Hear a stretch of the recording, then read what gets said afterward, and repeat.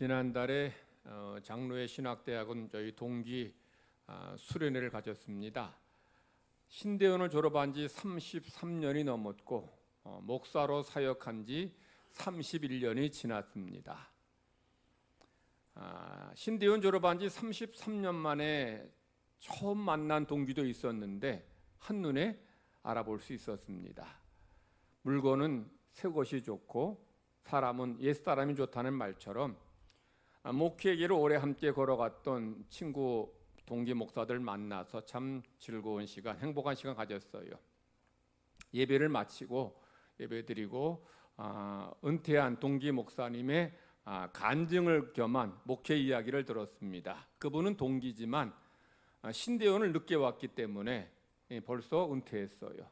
그래서 그분의 그 지나온 목회 이야기를 또 삶의 이야기를 나누면서 은혜를 함께 받았습니다. 근데 그분은 신대원 들어오기 전에 1급 선장이었습니다. 그리고 도선사 자격증이 있었어요.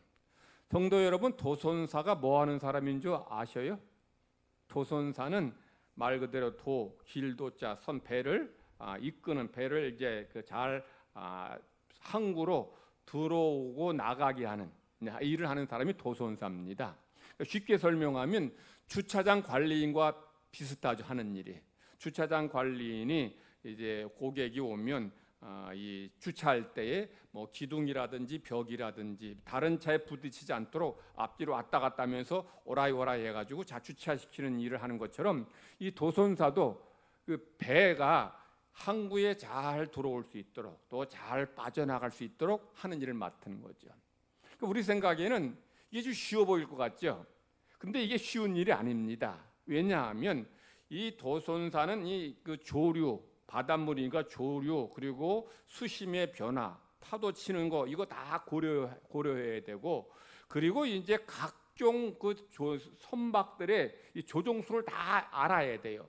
그래야 이제 이 배를 잘 주차는 아니고 주선이요, 주선. 배를 항구에 들여놓을 수 있는 거예요.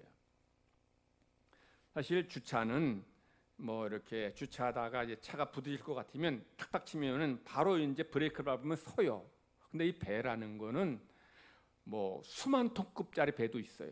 그런 배들이 이제 배에 올라서서 이제 배가 뒤로 후진하게 되면은 이제 다른 배에 또 어디 항구에 부딪히지 않도록 해야 되는데, 브레이크 밟으라고 실어 내려도 브레이크가 따로 있는 건 있겠지만 이게 브레이크 밟으면 이제 스크류가 돌아가면서 앞으로 가고 뒤로 가는데, 그럼 브레이크 밟으면 스크류를 반대로 돌리죠.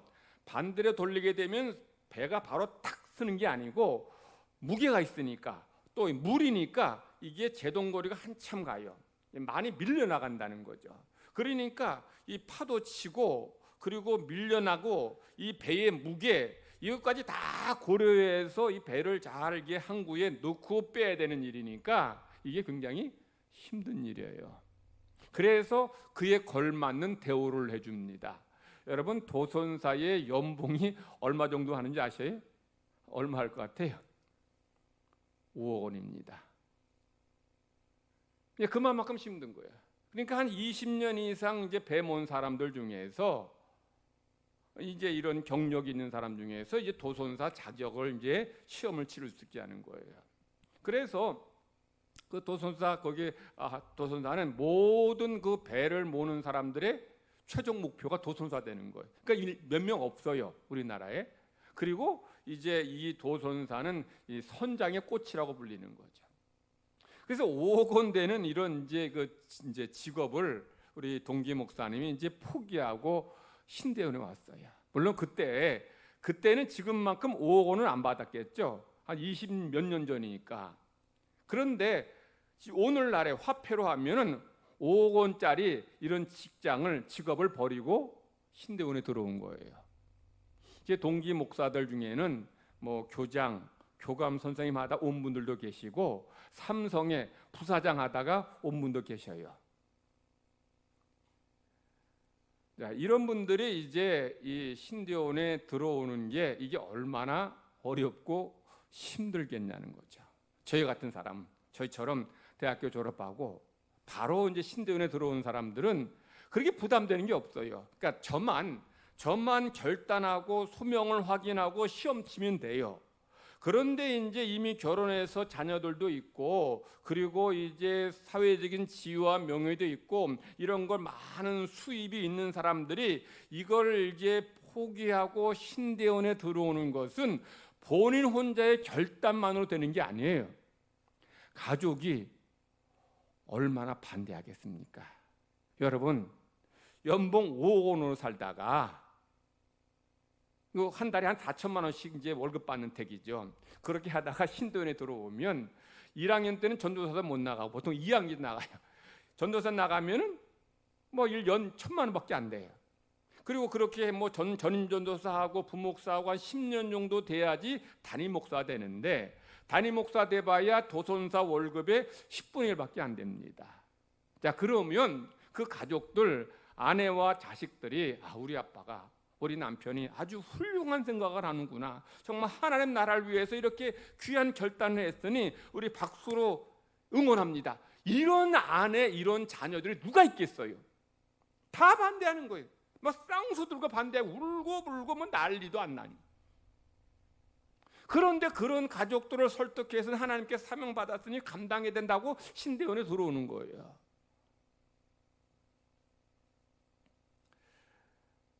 몇 년 전부터는 우리 장로회 신학대학원에 서울대, 연세대, 고려대, 일명 스카이 출신 졸업생들이 한 명도 안 온다 그래요.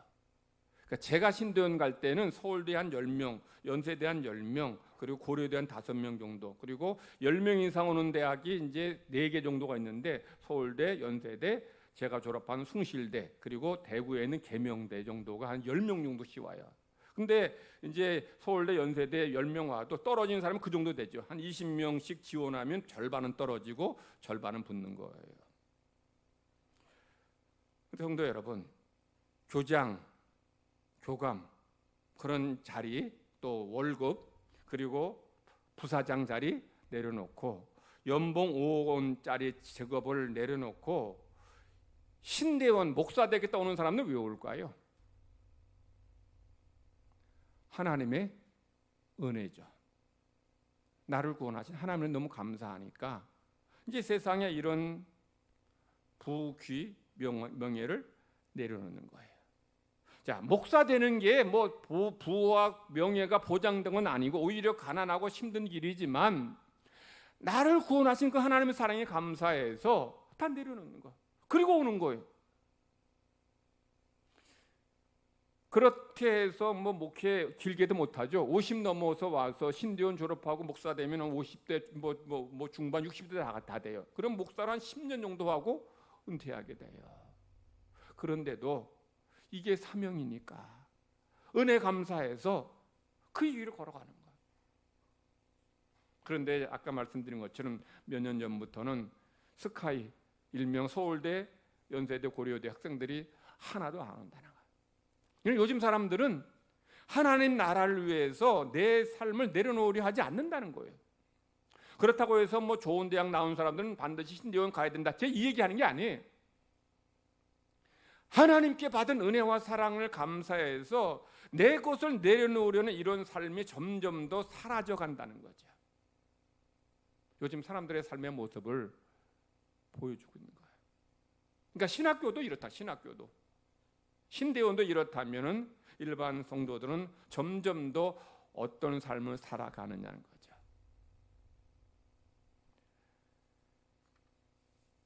오늘부터 대림절, 2025년 대림절을 시작합니다. 대림절은 다시 오실 주님을 기다리는 때예요.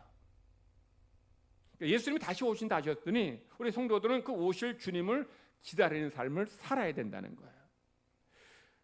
우리 교회력을 태양력으로는 이제 아직 한 달 남았지만 교회력으로는 이미 이제 2025년에 시작됐어요.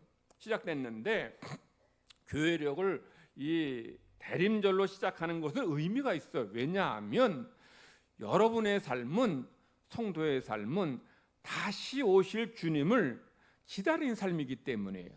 성도의 삶은 천국에 가신 예수 그리스도를 소망하면서 순례자의 길을 걸어가야 하기 때문에, 그래서 성도들은 이 대림절을 우리가 시작하면서 한 해를 살아갈 때에 어떤 삶을 살아야 될지 우리는 잘 결단하고 순종해야 돼요. 왜냐하면 주님이 언제 오실지 모르기 때문에. 주님 말씀하신 종말의 징조가 이게 눈앞에 선명하게 보이기 때문에, 그래서 우리는 지금 이 시대를 살아가면서도 우리는 깨어 있어야 되고 준비하는 삶을 살아야 한다는 거예요. 오늘 우리 읽은 신약의 말씀은 예수님이 종말의 때를 사는 성도의 삶을 잘 보여주고 있어요. 예수님은 종말의 때를 살아가는 성도들에게 어떤 말씀하셨느냐? 자, 무화과 나무가 이제 여름이 되면 잎이 무성해집니다. 나무가 연해지면서 잎이 많아지죠. 그럼 여름 된 거예요. 그것처럼 이제 종말의 징조들, 전쟁의 소문, 각종 자연재해, 이단들이 설치고 성도들의 신앙이 식어지고, 이거 다 종말의 징조들 아닙니까? 이런 종말의 징조들이 보이면 뭐가 갖고 왔다? 예수님이 오실 때 가까이 왔다는 거예요. 그러면 예수님 맞을 준비를 하라는 겁니다. 노아 당시에 많은 사람들이 다 노아 그 홍수에 다 죽었어요. 노아 가족 빼고. 그런데 홍수 있기 전 120년 동안 노아는 계속해서 홍수로 세상이 다 심판받을 것을 다 경고했어요. 그러니 배로 들어와서 구원받으라고 그렇게 얘기했는데도 아무도 듣지 않았어요. 다 홍수를 대비하지 않고 살다 다 죽었어요. 그처럼 이 세대를 사는 성도들의 주님께서는 인자가 내가 주님이 오실 날이 멀지 않았으니 깨어 준비하라는 거예요. 주님 오실 날을 기다리면서 준비하는 삶을 살라는 겁니다. 오늘 본문의 말씀도 주님 이 땅에 오실 것을 기다리는 안나라는 선지자의 삶을 보여줘요. 자, 안나는 한나라는 이름하고 같은 이름입니다. 안나라는 이름이 헬라식 이름이라면 한나라는 이름은 히브리식 이름이죠. 같은 이름이에요. 은혜, 그 뜻이 뭐냐? 은혜. 그러니까 안나라는 사람 이름은 아주 하나님 은혜라는 좋은 이름이었는데 그의 삶은 매우 불행했습니다. 왜냐하면 안나는 결혼한 지 7년 만에 남편과 사별했기 때문에. 당시에 여성들이 한 14살에 결혼했어요. 14살 전후에 결혼했습니다. 그러므로 안나가 과부된 지 홀로 된 때가 언제? 21살 전에. 21살. 지금으로 하면 대학교 2, 3학년 학생입니다. 그런 젊은 어린 나이에 홀로 되었으니 얼마나 안나가 슬펐겠어요. 안나는 슬픔을 느끼는 것조차가 이 사치일 정도로 많은 어려움 겪었어요. 그런데 안나는 이런 어려움 고난 당했는데 그때 안나는 자신의 고난에 대해서 불평하고 원망한 것이 아니라 하나님 나라를 소망하며 살았다는 거예요. 성경을 보니까 안나가 84세가 되도록까지 성전을 떠나지 아니하고 금식하며 기도로 하나님을 섬겼다라고 말해요. 84세 되기까지. 안나가 20대 초반에 과부가 되었으니 84세까지 하면 얼마 한 60년 넘게 하나님을 섬기고 기도의 삶을 살았다는 거예요. 우리 인간은 고난 만날 때에 고난을 대하는 방식이 크게 두 가지예요. 한 부류의 사람들은 원망하고 불평합니다. 또 한 부류의 사람들은 고난에 담긴 하나님의 뜻이 무엇인지를 찾으려 해요. 안나가 바로 이런 후자의 삶을 선택했다는 거죠. 우리 오늘 구약의 말씀에 보면 우리 이스라엘 백성이 가나안 땅을 향해 가다가 이제 정탐꾼을 보냅니다. 정탐꾼 보내서 정탐꾼들이 와서 이제 보고를 하는데 이 부정적인 정탐꾼들이 뭐라고 보고했는가 하면 가나안 땅 사람들이 덩치가 크다는 거예요. 성이 아주 크고 견고하다는 거예요. 그렇게 이제 보고하니까 백성들이 그냥 울고불고 난리가 났어요. 하나님은 원망합니다. 모세 아론은 원망해. 심지어 이 백성들은 뭐라고 하는가 하면 우리가 애굽에서 죽었거나 아니면 이 광야에서 죽었으면 좋았을 것을 하나님은 우리를 애굽 가나안 땅까지 끌어들여서 가나안 사람들의 칼에 죽게 한다는 거예요. 성도 여러분, 지금 이 보고를 할 때에 이스라엘 백성들이 가나안 사람과 전쟁했습니까? 그들 중에 전쟁에서 한 명이라도 죽거나 다쳤어요? 아니에요. 단지 그냥 정탐꾼들의 보고만 들은 거예요. 정탐꾼들은 과장할 수 있고 보탤 수 있어요. 그런데 정탐꾼들의 말만 듣고서 하나님을 원망하고 차라리 죽었으면 좋겠다 이렇게 불평하는 거예요. 그 결국 하나님은 광야에서 죽었으면 좋겠다는 말한 그대로 다 광야에서 죽게 하셔요. 광야에서 죽었으면 좋겠다 말한 대로 그들 중 한 사람도 가나안 땅에 들어가지 못했다는 거예요. 이처럼 고난에 대해서 고난 만날 때 원망하고 불평하는 사람들이 있는 반면에 안나는 이 고난 속에서도 하나님을 바라보고 하나님을 소망하며 다시 오실 주님을 기다렸다는 거예요.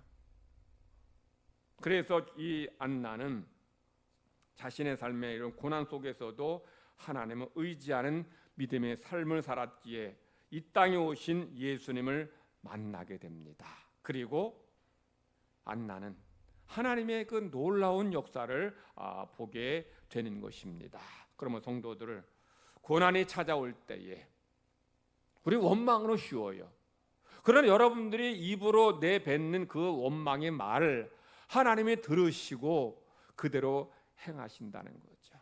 여러분이 원망의 말을 하는 것도 들으시지만 그때 여러분의 믿음의 말, 신앙의 고백을 하는 것도 하나님이 들으시고 그 여러분의 말한 그대로 하나님께서 역사하여 주신다는 것 믿으시기 바랍니다. 자, 안나는 이제 84세가 되었다라고 본문에서 기록해요. 여러분 84세가 되었다. 고령의 몸이 되었다는 것은 늙었다, 건강이 많이 약해졌다 이런 뜻만이 아닙니다. 세월은 우리가 가진 꿈을 빼앗아가요. 젊었을 때에는 큰 꿈이 있고 아름다운 꿈을 가져요. 근데 나이가 들면 꿈 이야기하는 분 계십니까? 나이 든 분 중에서 나는 아직 이런 꿈이 있고 이런 것을 기대한다 이런 분들은 거의 못 봤어요. 연세 드신 분은 다 뭘 얘기해요? 과거의 내가, 왕년의 내가 이 얘기만 해요. 그러니까 미래에 대해서 얘기는 안 하고 왕년에 내가 잘 나갔고 옛날 얘기만 하는 거예요. 근데 이 안나는 84세가 된데도 불구하고 여전히 꿈을 꾸고 있어요. 무슨 꿈을 꾸냐? 이 땅에 오실 메시아를 내가 만날 것이라는 꿈을 꾸고 있는 거예요. 안나가 84세의 고령의 나이가 되었는데 어떻게 안나는 이렇게 언제 죽을지 모르는 그런 노년의 나이인데도 불구하고 이런 꿈을 가질 수 있었을까요? 저는 세 가지 이유가 있다고 봐요. 첫 번째, 안나는 하나님을 믿고 신뢰했어요. 하나님은 살아계시다. 하나님은 전능하신 분이시다. 하나님 믿고 신뢰한 거예요. 그러니 내가 나이가 들었지만 그러나 하나님은 내가 이 땅에 오실 메시아를 만나게 하실 것이고 나를 통해 하나님의 놀라운 역사를 행하실 것을 믿었던 거죠. 그런 믿음이 있었을 때 그는 안나는 이 땅에 오신 예수님 만나게 돼요. 우리 히브리서 기자는 사라가 90살 다 됐는데 늙었는데 생리가 끊어졌는데 임신할 수 없었는데 그런데 어떻게 이 사라가 아이를 가질 수 있었는지를 이렇게 표현합니다. 이는 약속하신 일을 미쁘신 줄 알았음이니라. 이 말은 무슨 뜻일까요? 사라는 하나님이 자기에게 아들 주신다는 약속을 지키실 줄 믿었다는 거예요. 사라는 하나님이 미쁘신 분이라는 것을 믿었다는 얘기예요. 여러분, 미쁘단 말이 무슨 뜻이에요? 믿음직하다는 얘기예요. 믿음직하다. 즉 사라는 하나님이 내게 아들 주실 수 있는 능력이 있는 분임을 믿었다는 거예요. 내가 늙었지만 하나님은 제한이 없고 능력이 한이 없기 때문에 하나님은 충분히 나에게 아이를 갖게 해줄 수 있다는 것을 믿었기 때문에 아들을 얻게 된 거예요. 성도 여러분, 우리는 하나님을 믿는다 하면서 하나님의 능력과 하나님의 그런 권세를 우리가 바라보면서 믿음 사는 것이 아니라 나를 바라보고 내 형편을 바라봐요. 내가 늙었는데, 내가 약한데, 내가 가난한데 나의 삶만 바라보는 거예요. 근데 신앙생활은, 성도의 삶은, 내 환경은, 내 삶은, 내 나이는, 내 형편은 이렇지만 내가 믿는 하나님은 어떤 분이냐는 거죠. 살아계신 하나님, 전능하신 하나님 믿는 사람이라면 그 하나님의 역사를 기대하고 살아가야 되는 거예요. 근데 우리는 항상 인간의 형편, 내 삶의 자리 이거 바라보고서 계산이 안 되고 답이 안 나오니 그냥 내려놓고 포기하고 살아가는 거예요. 근데 안나는 84세가 되었는데 여전히 하나님 나라에 대한 꿈을 꾸었고, 그래서 이 땅에 오신 메시아를 만나게 되었습니다. 성도 여러분도 이런 하나님을 믿고 신뢰함으로 여러분의 삶의 자리에서 하나님의 역사를 체험하는 성도들 되시기를 바랍니다. 자, 안나 두 번째로 84세의 나이가 되었는데 어떻게 여전히 꿈을, 희망을 놓지 않았을까요? 안나는 하나님을 예배하는 삶을 살았어요. 안나가 84세가 되도록까지 성전을 떠나지 않았다는 것은 무슨 뜻이에요? 안나는 84세 되기까지 하나님께 예배했다는 거예요. 성전은 뭐 하는 곳이에요? 예배하는, 제사하는 곳입니다. 그러니 안나는 매일 성전에 가서 하나님 앞에 예배하며 하나님 은혜를 받은 거예요. 여러분, 예배는 어떤 의식이냐? 하나님을 높이는, 하나님을 기쁘시게 하는 그런 의식이에요. 근데 하나님은 이 예배를 통해서 성도들에게 은혜를 주시고 힘을 주시는 거예요. 그러니까 하나님께서는 예배하는 자들에게 만나 주시고 우리에게 은혜를 내려 주셔요. 그래서 우리의 삶에 은혜가 풍성해지게 될 때에 영혼의 새심을 얻게 되고 육체도 새심을 얻게 돼요. 안나가 하나님 앞에 그렇게 예배하는 삶을 살았을 때 그는 육신의 건강함만 얻은 것이 아니라 영적으로 새로워졌고, 그래서 내가 늙었지만, 나이 들었지만 나는 여전히 하나님 나라의 꿈을 꾸고 있고 예수님을 통해서 하나님 나라가 이 땅 가운데 세워지 펼쳐질 것을 그는 바라보고 있었던 거예요. 또 여러분들, 이 예배 그냥 뭐 주일 돼서 와서 앉아 있으면 그게 예배가 아니라 하나님을 기쁘시게 하고 은혜를 감사하면서 예배할 때에 하나님 여러분에게 만나 주시고 여러분의 영혼을 새롭게 하시고 여러분의 육체를 새롭게 회복시켜 주실 줄 믿습니다. 세 번째, 안나는 어떻게 고령의 나임에도 불구하고 꿈과 희망을 포기하지 않았을까요? 성전에서 금식하며 기도했어요. 자, 본문에서 안나가 84세 되도록까지 성전에서 금식하며 기도했다고 말해요. 여러분, 안나가 금식했다는 것은 매일 금식했다는 얘기는 아니에요. 아마 제가 볼 때 뭐 주석에 봐도 뭐 그런 주석은 없는데, 제가 볼 때 이 안나가, 유대인들은 일주일에 2번 월요일과 목요일 이틀 금식합니다. 그처럼 안나도 아마 월요일 목요일 이틀 금식했을 것 같아요. 여러분, 연세가 되시면, 나이가 들면 무슨 힘으로 산다고 합니까? 무슨 힘으로 살아요? 밥 힘으로 살아요. 밥을 먹어야 힘이 납니다. 물론 젊은 사람도 밥 먹어야 되지만 연세 드실수록 더 밥을 잘 드셔야, 그래야 거동하고 힘이 생겨요. 근데 안나는 지금 몇 살이에요? 84세예요. 84세의 노인이 이 일주일에 2번씩 이틀씩 금식하면 이건 건강상으로도 위험하고 기도할 힘도 없어요. 그런데 여러분, 성경 보면 안나가 84세가 되도록까지 금식하며 기도했다 그래요. 이건 이 안나가 하나님을 바라보고 하나님의 능력과 힘을 의지하면서 금식할 때 하나님께서는 육체는 당연히 밥을 먹어야 살지만 하나님께 주시는 새 힘을 공급받아서 날마다 기도의 삶, 예배의 삶을 살 수 있었다라는 거죠. 구약의 말씀 어떤 말씀이었어요? 하나님께서 어떤 분인지를 말씀하죠. 하나님은 천지 만물을 창조하신 창조주이실 뿐만 아니라 피곤하지 않고 곤비하지 않고 능력이 한이 없다 이렇게 말씀하셔요. 그리고 중요한 걸 말씀하신 하나님은 피곤한 자에게 능력을 주시고 무능한 자에게 힘을 주신다고 말씀해요. 즉 하나님은 당신을 믿고 신뢰하며 예배하고 기도하는 자에게 이런 새 힘을 주신다는 거예요. 그래서 안나가 금식하며 기도했을지라도 그의 육체가 약해지지 않았고 더 오히려 새로운 힘을 얻어서 늘 주님과 동행하는 삶을 살았다는 거예요. 우리 신앙은 세상의 과학, 세상의 상식으로 살아가는 게 신앙이 아니에요. 자, 밥 못 먹으면, 연세 드신 분이 밥 못 먹으면 난 기력이 없어요. 여러분, 고기 먹는 사람하고 풀만 먹는 사람하고 누가 더 튼튼하고 힘이 셀 것 같아요? 누가 더 힘이 세? 어저께 교회에서 김장을 했는데 150포기 넘게 한 거야. 난 그렇게 많은 줄 몰랐어요. 1년 먹을 그 양식 준비하는 보통 일이 아니다 싶은데 하여튼 성도 우리 권사님들이 나와서 이제 아주 김장한다 애썼는데 김장 마치고 이제 마치면 뭘 먹어요? 수육을 먹어.